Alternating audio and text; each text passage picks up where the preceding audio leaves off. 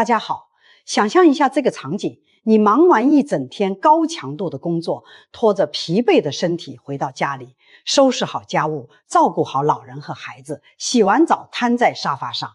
身体明明已经累到极限，眼皮都快抬不起来，可你就是不愿意立刻睡觉。你会下意识拿起手机，刷着各种短视频和资讯，手边的零食也不停往嘴里送。你心里反复告诉自己，再看5分钟就睡，可等你抬头看时间，早已过了午夜12点。第二天早上闹钟响起，你痛苦不堪，浑身沉重地去上班，心里暗暗发誓今晚一定要早睡。可到了晚上，同样的情况又会再次上演。说实话，这不是你一个人的烦恼，而是无数现代人的真实日常。你可能觉得这只是个小毛病，甚至认为周末多睡一会儿就能补回来。可你不知道，每天睡眠不足6小时，刻意拖延入睡的行为，正是你腹部顽固减不掉的内脏脂肪持续下滑的精神状态，频频超标的3高指标的真正根源。它正在一点点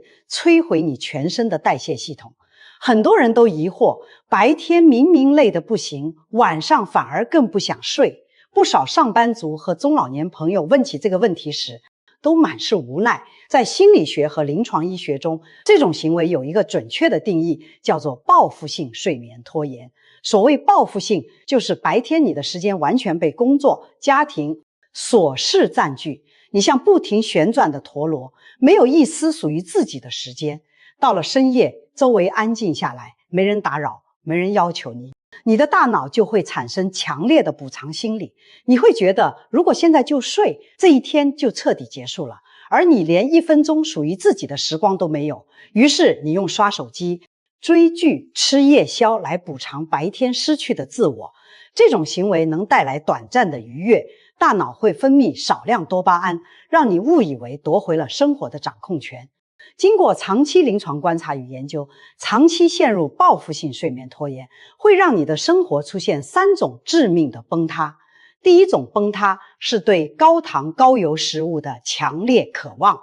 你有没有发现，熬夜到12点以后，你根本不想吃清淡的蔬菜和低脂肉类，满脑子都是炸鸡、泡面、蛋糕、奶茶。这不是你嘴馋，而是严重睡眠不足，让大脑陷入能量枯竭的恐慌。大脑急需快速功能的高热量食物维持清醒，高糖高油的精致碳水就是最直接的来源。在本能的驱使下，你的理智完全无法控制这种欲望。第二种崩塌是注意力和判断力的全面下降。睡眠不足会直接损伤大脑前额叶皮质，这个区域负责逻辑思考、自我控制和情绪管理。第二天工作或做家务时，你经常走神，简单的文件要看好几遍。生活里也容易因为小事和家人发脾气，这种暴躁和恍惚都是大脑神经元过度疲劳发出的求救信号。第三种崩塌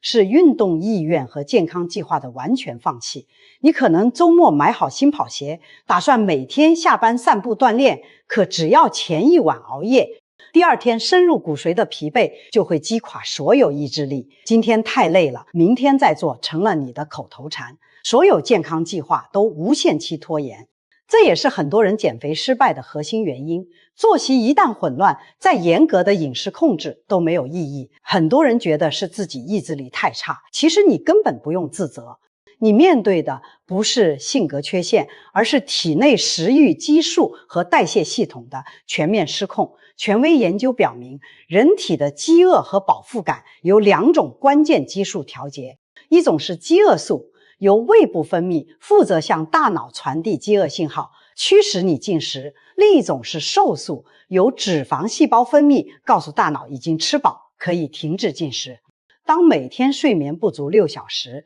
这2种激素的平衡会被彻底打破。内科医学年鉴曾发表经典研究，仅连续2天睡眠不足，人体内瘦素含量就会大幅下降，饥饿素则上升近30%。这意味着你的身体进入了远古饥荒模式，食欲变成无底洞。就算晚餐吃得很饱，半夜看到零食还是会忍不住吃，因为大脑根本接收不到饱腹信号。这不是你贪吃，是身体机制在强迫你进食。除了激素紊乱，报复性睡眠拖延还会引发胰岛素抵抗，睡眠质量变差会让细胞对胰岛素敏感度降低，摄入的食物转化为大量血糖，无法进入肌肉细胞，只能在血液中堆积，损伤血管。为了避免危险，肝脏会把多余糖分转化为甘油三酯，以最危险的内脏脂肪形式囤积在肝脏和肠道周围，形成脂肪肝和大肚腩。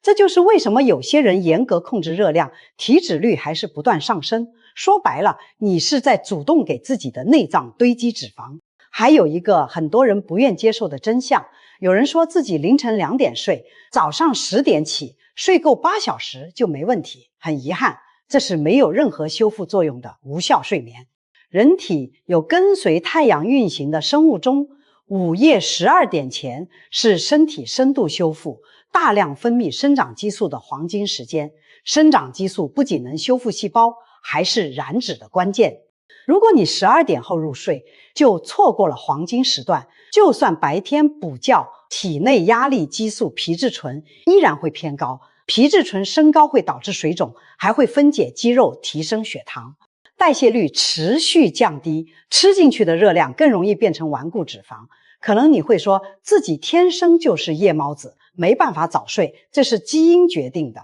其实这是错误的认知。医学数据显示，真正因基因导致的晚睡体质比例极低，绝大多数自称夜猫子的人都是被现代生活环境打乱了生物钟，而罪魁祸首就是你睡前紧盯的手机、平板以及家里刺眼的 LED 白光。人的眼球后方有光线感知受体，会直接连接大脑的松果体。松果体的核心作用是分泌褪黑素，褪黑素能降低体温，引发睡意，帮助进入深度睡眠。在人类漫长的进化中，太阳下山，光线变暗，褪黑素就会正常分泌，提醒身体休息。可现代人晚上身处强光环境，还把散发蓝光的手机凑到眼前，长时间刷看，这种蓝光会欺骗大脑，让大脑误以为还是白天。松果体立刻停止分泌褪黑素，没有褪黑素的引导，你自然毫无睡意，甚至越看越兴奋，一直熬到凌晨1、2点，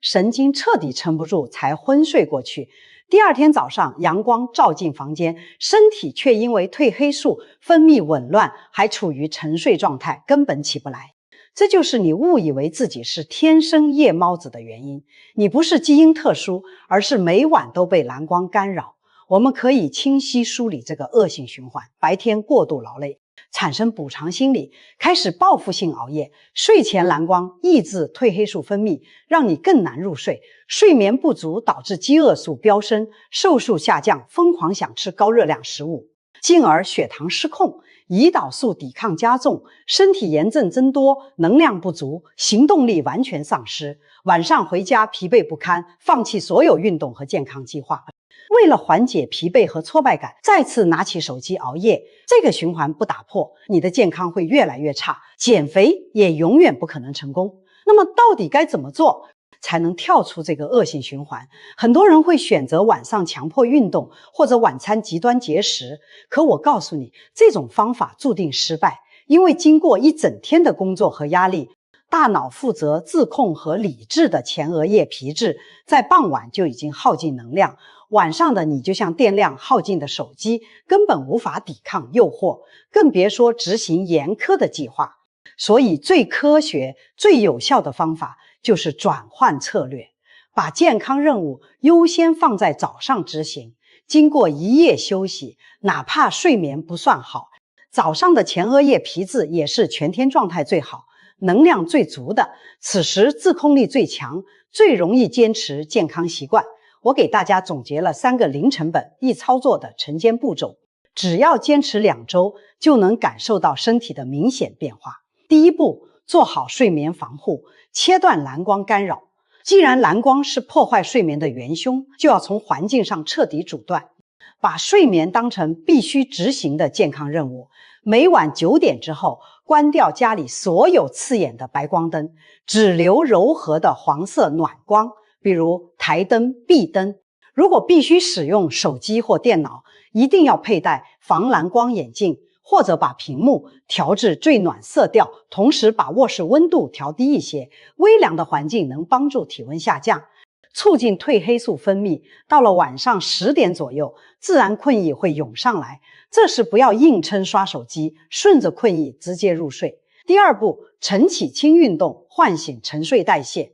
很多中老年人害怕早起运动，觉得必须大汗淋漓才有效果，其实完全不用。每天起床后，先喝一杯温开水，补充夜间流失的水分，然后出门轻松散步20到40分钟，微微出汗就可以。早上的自然光照射眼睛，能快速重置生物钟，停止褪黑素分泌，让你白天精神饱满。晚上更容易准时入睡，经过一夜空腹，体内糖原含量较低，此时低强度运动能最大程度燃烧脂肪，尤其是顽固的内脏脂肪，配合深呼吸，还能调节自律神经，降低皮质醇，让你全天情绪稳定，不易焦虑发火。第三步，吃高蛋白早餐，稳定全天血糖，这是避免晚上暴饮暴食的关键。如果你早上散步后吃的是油条、烧饼、奶茶、白吐司、清粥这类精致碳水，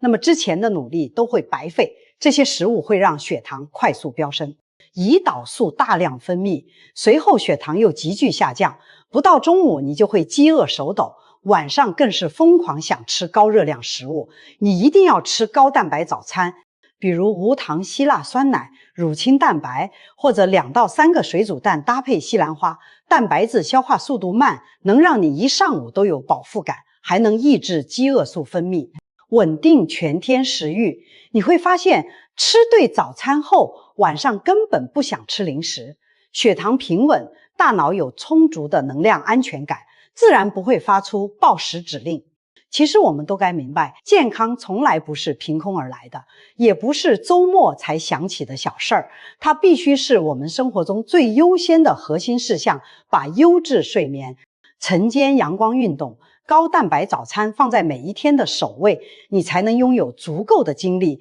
应对工作、陪伴家人，打破报复性熬夜的恶性循环。